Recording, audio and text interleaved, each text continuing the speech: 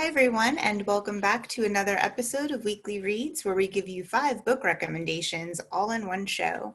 My name is Devon. I'm a librarian with the Worcester Public Library, just like my co-host Joy. How are you today, Joy? I'm good. It's a little rainy and grim, but we can put up with that. I'll take this more than that 90-degree weather you enjoy. I'll take the 90-degree weather. We beg to differ. Yeah, we agree to disagree. Yes. So most of the things that Joy and I are talking about today, you can get online through the Overdrive or Libby app. You can also access Overdrive on your browser with your desktop or laptop. And we are doing physical pickup of items at the library now. So if you want a print copy or an audiobook on CD, we have all those options. And if you have any questions about that, you can put a comment below or call the library. So now I'm going to switch screens to show you the books we have lined up for you this week.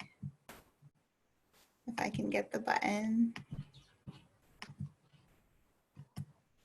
All right, so as usual, I'm going to focus on the fiction, Joy will do the nonfiction, and we have our coming soon title.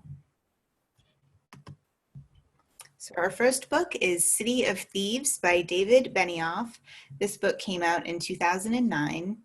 I'm embarrassed to say I didn't know who Benioff was, but it turns out he also wrote The 25th Hour, which was made into a movie starring Edward Norton. And it turns out he's a co-creator for the Game of Thrones TV series.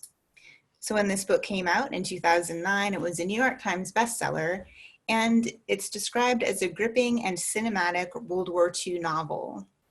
The book takes place during the Nazis' siege of Leningrad, when Lev, the main character, is arrested for looting and thrown into the same cell as a deserter named Kolya. Instead of being executed, Lev and Kolya are given a shot at saving their lives if they can complete an outrageous quest, secure a dozen eggs for a Soviet colonel to use in his daughter's wedding cake. In a city cut off from all supplies and suffering unbelievable deprivation, Lev and Kolya embark on a hunt through the lawlessness of Leningrad and behind enemy lines, seeking the impossible. By turns insightful and funny, thrilling and terrifying, this is an intimate coming-of-age tale. The New York Times Book Review said that the author of this book shifts tone with perfect control. No recent novel I have read travels so quickly and surely from humor to devastation. And the switching from humor to devastation is absolutely true. The setting of the book is grim. It's always cold, and there's no firewood to burn. There's no food. People boil library books just to have something to chew on. Oh, I know, it's quite sad. There are cannibals in the city.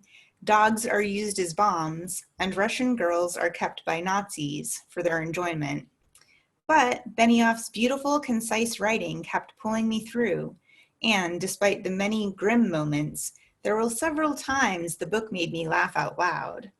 I can't say that about many books, so that's why I'm recommending it to you. If you try it, you'll likely be caught up in the story as I was. Here's one from Joy. I love those depressing Russian novels. Can't get enough of them. Yeah, I think they are a little addictive. Yeah. Well, my first choice for this week is The Kidnap Epidemic, the astonishing true history of the forgotten kidnapping epidemic that shook Depression-era America by David Stout, an Edgar Award-winning author.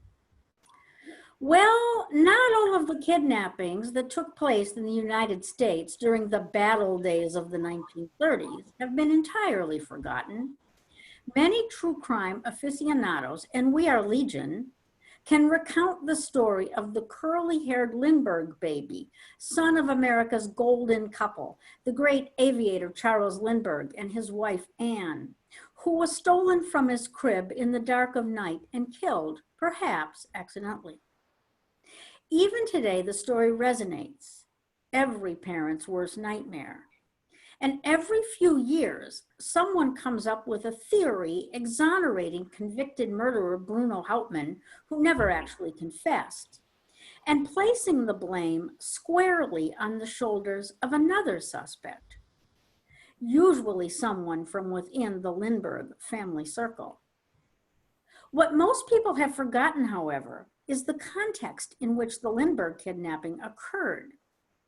During the Great Depression, when work was scarce and many were desperate, abducting your moneyed neighbor and holding him for ransom became something of a growth industry, like robbing banks, an extreme way of redistributing the nation's wealth. While kidnappers did, of course, target women and children, many of the victims were men, Midwestern bankers, oilmen, and brewers, well-to-do, but not always fabulously rich, whose names appeared regularly in the society pages of the local newspaper. And their stories have indeed largely been forgotten. Author Stout skillfully interweaves their stories with that of Lindbergh in a fast-paced, compelling narrative featuring perpetrators ranging from criminal celebrities like Pretty Boy Floyd and the Barker Gang to sadistic sociopaths to small-town nobodies looking to score a bit of cash and perhaps a little notoriety. It must have seemed like a good idea at the time. Some kidnappers obviously hoped that by treating abduction as just another business venture, avoiding undue violence, negotiating reasonable ransom payments, and releasing their captives unharmed once conditions had been met, they could avoid drawing much attention from law enforcement. Others relied on fast cars, powerful weapons, corruptible police, and a plethora of conflicting laws in multiple jurisdictions to escape justice. As a financial enterprise, however, kidnapping never really paid off. Not surprisingly, the risks always outweighed the benefits.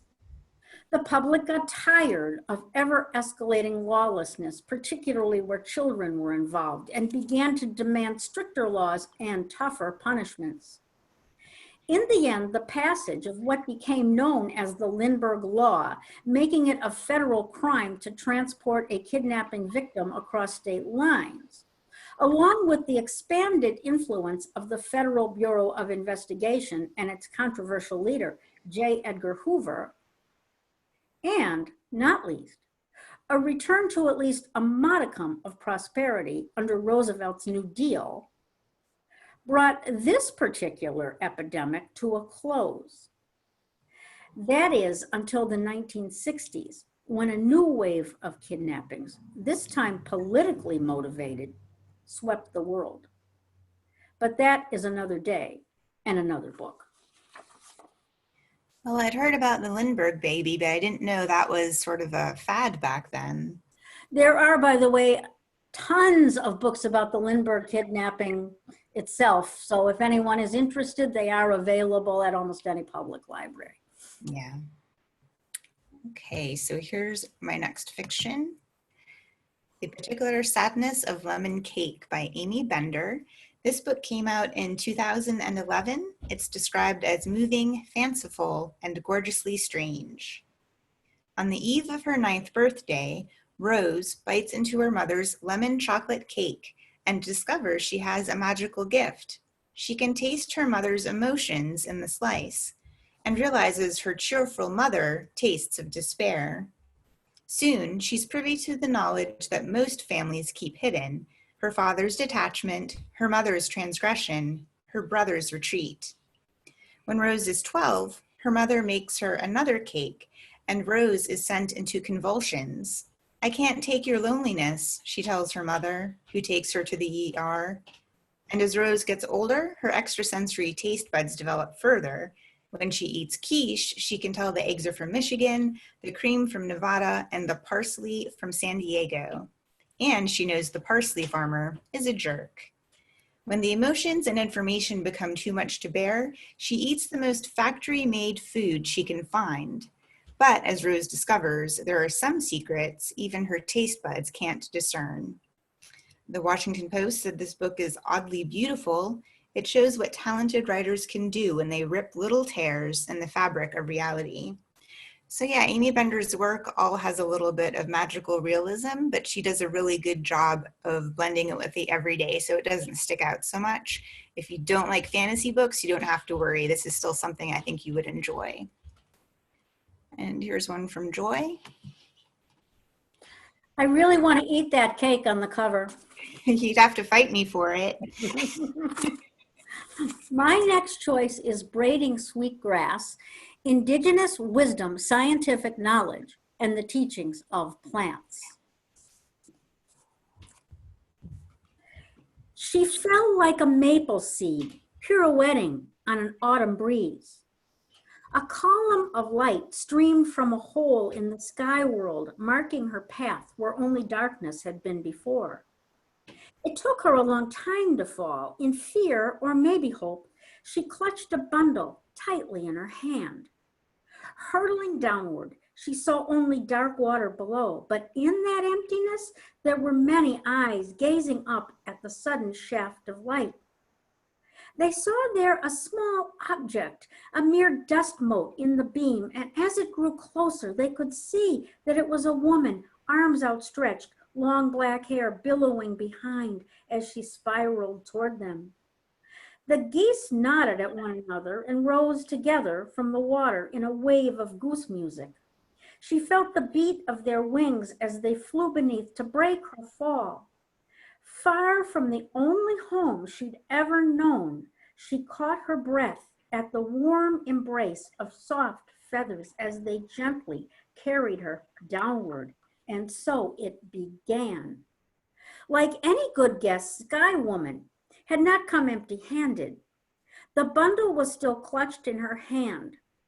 When she toppled from the hole in Sky World, she had reached out to grab onto the tree of life that grew there. In her grasp were branches, fruits, and seeds of all kinds of plants. These she scattered onto the new ground and carefully tended each one until the world turned from brown to green. Sunlight streamed through the hole from Sky World, allowing the seeds to flourish. Wild grasses, flowers, trees, and medicines spread everywhere.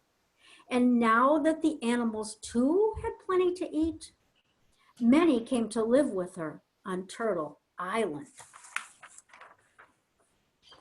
This passage, taken from the opening chapter of Robin Wall Kimmerer's Braiding Sweetgrass, is extracted from a creation story told by the Potawatomi Indians, the tribe to which Kimmerer belongs. And these words foreshadow many of the themes that she focuses upon throughout this book. The world as gift, deep gratitude, reciprocity, and the profound interdependence of the human and what she calls the more than human world. This is not a book that lends itself well to cold, dispassionate analysis. Braiding Sweetgrass is meant to be savored, experienced, absorbed, pondered, read, and reread. The copy I hold in my hands, which was loaned to me by a former colleague, is battered and coffee-stained and obviously well-loved. While Kimmerer is deeply immersed in Indigenous tradition, she is also professor of environmental biology at the State University of New York and a poet. Kimmerer braids all of these disparate strands into a kind of literary sweetgrass basket of extraordinary tenderness and beauty. Like many great spiritual teachers through the ages, she takes everyday objects, many familiar to those of us who live in the Northeast, and draws powerful and profound meaning from them. Strawberries, corn, sugar maples, leeks, lichen, and yes, sweetgrass, all gifts meant to be contemplated, honored, and yes, used with reverent care. What if we viewed the world, she asks, not as a collection of objects, but as a communion of subjects? What if we saw creation not as a ladder reaching from the lowest to the highest creature on earth, but as a net connecting and enclosing and protecting us all. A net that we are charged with sustaining for the good of all and for generations to come. Read this book slowly, chapter by chapter, and then think deeply about it. That was a really well-written passage you read there. Thanks Oh for my reading. goodness. I'm sure the book has a lot of memorable lines like that. Oh, they're almost uncountable. Okay, well, here's our coming soon title. This is a new book that's coming out by Ruth Ware. It's going to be released on Tuesday, September 8th. There is a record in the catalog if you want to place a hold on the print copy, but it's not in Overdrive and Libby yet. I assume it will be because it's Ruth Ware, and she's really popular. She has been described as the Agatha Christie of our generation. So in this book, when the co-founder of Snoop, a trendy tech startup, organizes a trip to the French Alps, it starts out like any other corporate retreat. PowerPoint presentations and mandatory bonding. But when a shareholder makes a controversial buyout offer, tensions simmer. But the storm building inside the chalet is nothing like the one outside, and a devastating avalanche leaves the group cut off from the outside world. Even worse, one co-worker hadn't returned to the chalet before the avalanche hit. Hours pass without a sign of rescue, and then the group begins to dwindle, one by one. This book got a ton of great reviews. It got starred reviews from Booklist and Library Journal, but I wanted to share the review from Publishers Weekly with you. They said, the book is a claustrophobic, adrenaline-fueled cat and mouse game.